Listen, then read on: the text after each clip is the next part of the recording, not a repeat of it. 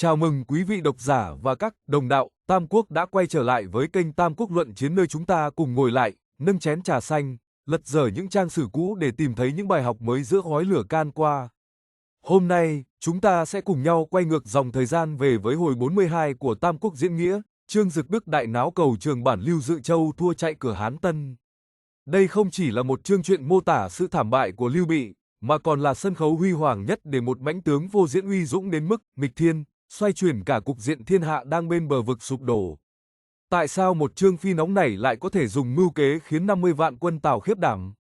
Sự thật lịch sử đằng sau tiếng thét làm gãy cầu Trường Bản là gì? Và tại sao Mao Tôn Cương lại coi đây là chương truyện tuyệt bút về lòng trung nghĩa? Trước khi bắt đầu đi sâu vào những tình tiết nghẹt thở này, quý vị đừng quên nhấn nút đăng ký và bấm chuông thông báo để không bỏ lỡ bất kỳ cuộc luận chiến nào trên kênh của chúng ta. Sự ủng hộ của các bạn chính là động lực để chúng tôi tiếp tục đào sâu những bí ẩn của thời đại hào hùng này. 1. Bối cảnh, ngàn cân treo sợi tóc. Để hiểu được cái hay của hồi 42, trước hết phải nhìn vào bối cảnh bi thảm của Lưu Bị lúc bấy giờ. Sau khi Kinh Châu rơi vào tay Tào Tháo, Lưu Bị dẫn theo hàng vạn dân chúng di tản. Đây là một quyết định mang tính nhân trị, nhưng lại cực kỳ nguy hiểm về mặt quân sự. Quân Tào, 50 vạn đại quân, trong đó có lực lượng hổ báo kỵ, tinh nhuệ nhất thiên hạ, truy kích ngày đêm. Quân Lưu, rệu rã, vừa đi vừa bảo vệ dân chúng. Mỗi ngày chỉ đi được 10 mấy dặm. Lúc này, Triệu Vân đang tả sung hữu đột giữa vòng vây để cứu ấu chúa. Lưu Bị thì đang trong cơn tuyệt vọng cùng cực tại bến Đương Dương. Phía sau là bụi cuốn mịt mù, tiếng hô sát khí của quân Tào đã sát nút. Và ở đó, tại cầu Trường Bản, chỉ có duy nhất một người đứng trấn giữ, Trương Phi. 2. Diễn biến, tiếng thét kinh thiên động địa. Mao Tôn Cương từng bình rằng, xem đến đoạn này, chưa nghe thấy tiếng thét của Dực Đức mà lòng người đã run rẩy. Trương Phi lúc này chỉ có 20 kỵ binh. Ông ra lệnh cho quân sĩ chặt cành cây buộc vào đuôi ngựa, chạy đi chạy lại trong rừng gỗ phía sau cầu để nghi binh, tạo ra cảnh tượng như có phục binh ngàn vạn. Một mình một ngựa, cầm xà mâu, Trương Phi đứng sừng sững trên cầu. Khi quân Tào đuổi đến, nhìn thấy Trương Phi đơn độc nhưng khí thế hiên ngang, lại thấy bụi bay mù mịt phía sau, Tào Tháo vốn là kẻ đa nghi bậc nhất thiên hạ đã phải khựng lại. Trương Phi hét lên lần thứ nhất, ta là Trương Dực Đức người nước Yên đây. Ai dám cùng ta quyết một trận tử chiến? Cả vạn quân Tào sao động. Trương Phi hét lên lần thứ hai, ta là Trương Dực Đức người nước Yên đây. Ai dám cùng ta quyết một trận tử chiến? Tào Tháo bắt đầu lo sợ, nhớ lại lời Quan Vũ từng nói, em ta là Trương Phi, giữa quân ngũ lấy đầu tướng giặc như lấy đồ trong túi. Trương Phi hét lên lần thứ ba, tiếng thét như sấm sét nổ ngang tai, làm Hạ Hầu Kiệt kinh hãi đứt gan mà chết ngã lăn xuống ngựa. Quân Tào tan tác, dẫm đạp lên nhau mà chạy. 3. Phân tích chiến thuật, mưu trong dũng, trí trong nộ. Nhiều người thường nghĩ Trương Phi chỉ là kẻ hữu dũng vô mưu. Nhưng ở hồi 42, chúng ta thấy một Trương Dực Đức hoàn toàn khác. Kế nghi binh, hư hư thực thực, việc buộc cành cây vào đuôi ngựa là một đòn tâm lý chiến cực đỉnh. Trương Phi hiểu rất rõ tính cách của Tào Tháo. Tháo là bậc thầy về binh pháp, mà người giỏi binh pháp thì luôn đề phòng, mai phục. Trương Phi đã dùng chính sự uyên bác của Tháo để lừa Tháo. Địa lợi tuyệt đối, cầu Trường Bản là một nút thắt cổ trai. Dù Tào Tháo có 50 vạn quân, nhưng tại mặt cầu hẹp, họ không thể phát huy ưu thế số đông. Trương Phi đứng ở đầu cầu chính là nhất phu đương quan, vạn phu mạc khai. Các bạn đang theo dõi phân tích chuyên sâu về một trong những khoảnh khắc huy hoàng nhất của nhà Thục Hán. Nếu thấy những phân tích này thú vị, hãy dành tặng cho video một like để thuật toán của YouTube đưa câu chuyện hào hùng này đến với nhiều người hơn nhé. 4. Phân tích chuyên sâu, diễn nghĩa và sự thật lịch sử. Liệu một tiếng thét có thể làm chết người và khiến 50 vạn quân bỏ chạy? Theo Tam Quốc Chí, Trần Thọ, sử liệu chép rằng Trương Phi thực sự đã chặn cầu và hét lớn, ta là Trương Dực Đức, có thể đến đây cùng ta quyết cái chết.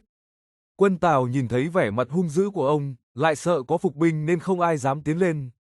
Tuy nhiên, việc Hạ Hầu Kiệt chết hay quân Tào đại bại tan tác chỉ vì một tiếng thét là chi tiết hư cấu của La Quán Trung để thần thánh hóa sức mạnh của phe Lưu. Sai lầm của Trương Phi. Sau khi quân Tào rút chạy, Trương Phi đã cho người chặt gãy cầu. Đây là chi tiết mà cả Mao Tôn Cương lẫn các nhà quân sự đời sau đều cho là một sai lầm. Tại sao? Nếu có phục binh, tại sao phải chặt cầu? Việc chặt cầu vô tình phản pháo lại kế nghi binh, cho Tào Tháo biết rằng Trương Phi thực sự sợ hãi và không có quân chi viện. Quả thực, Ngay sau đó Tào Tháo đã nhận ra và hạ lệnh truy kích gấp. 5. Góc nhìn đa chiều, tấm lòng của Lưu Bị. Cũng trong hồi này, chúng ta không thể không nhắc đến hành động Lưu Bị quăng con. Khi Triệu Vân vượt ngàn trùng vây mang A Đẩu về, Lưu Bị đã ném con xuống đất mà mắng, vì đứa con đỏ này mà suýt nữa ta mất đi một đại viên hổ tướng. Nhiều người sau này mỉa mai rằng Lưu Bị mua chuộc lòng người. Nhưng hãy đặt vào hoàn cảnh đó, giữa lúc sự nghiệp tan tành, lòng người ly tán, một hành động quyết liệt như vậy là sự khẳng định giá trị của tướng sĩ cao hơn cốt nhục. Đó chính là thuật dùng người, là nhân nghĩa, mang màu sắc chính trị đã giúp Lưu Bị dù thua chạy tan tác vẫn giữ được lòng người hướng về. 6. Bài học lịch sử và triết lý nhân sinh. Hồi 42 không chỉ là một trận đánh, nó là bài học về khí phách và thời điểm. 1. Uy tín cá nhân là vũ khí, tiếng thét của Trương Phi có uy lực vì ông đã xây dựng được danh tiếng vạn người địch từ trước đó. 2. Trong cuộc sống, uy tín chính là thứ giúp bạn chiến thắng mà không cần giao tranh. 3. Bình tĩnh trong nghịch cảnh, giữa lúc tháo chạy, nếu Trương Phi cũng hoảng loạn như quân sĩ, có lẽ Lưu Bị đã bị bắt sống. 4. Sự tĩnh lặng của Trương Phi trên cầu chính là điểm tựa cho cả một thế cục.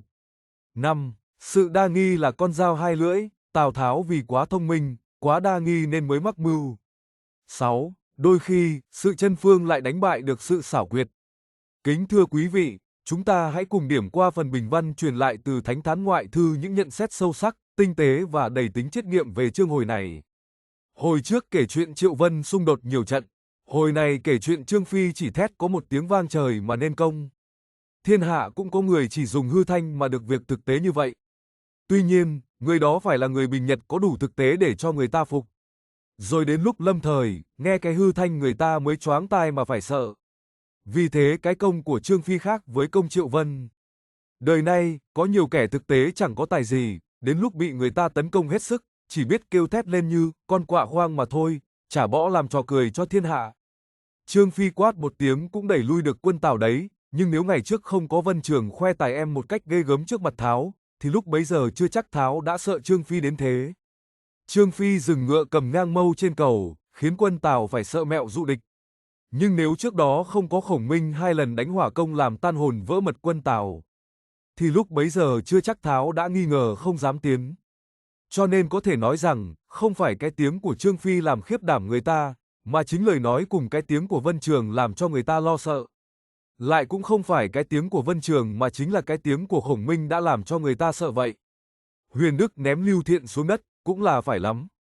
Cứ xem những việc sau này, rồi nghĩ lại một hổ tướng anh hùng như Triệu Vân mà liều chết để cứu một kẻ vô dụng như Lưu Thiện, thì thà rằng đừng cứu cho xong. Nhưng éo le thay, xưa nay hào kiệt thường chẳng gặp thời, kẻ ươn hèn lại hay được hưởng phúc. A Đẩu ngu hèn, cha thì anh hùng, mà A Đẩu được hưởng phúc hơn cha.